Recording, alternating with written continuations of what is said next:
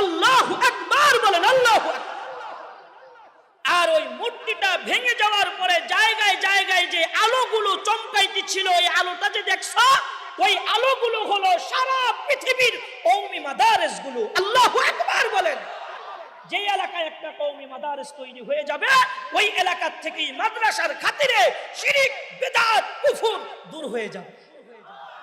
এটা তুমি দেখেছো দোস্ত আহবাব।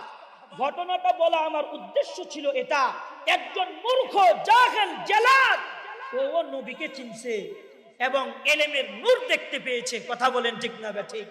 শিক্ষিত সমাজ, ডিজিটাল যুগের প্রশাসকরা কে আলেম, কে জালেম, কে চোর, কে বাটপার, এটা তারতম্য করার যোগ্যতা হারিয়ে ফেলেছে। কথা বলেন ঠিক না ঠিক? জাহিলি যুগের কন্যা, আরে এই যুগের ডিজিটাল যুগের কন্যা আমাদের দেশের প্রধানমন্ত্রী। কথা বলেন ঠিক না ঠিক?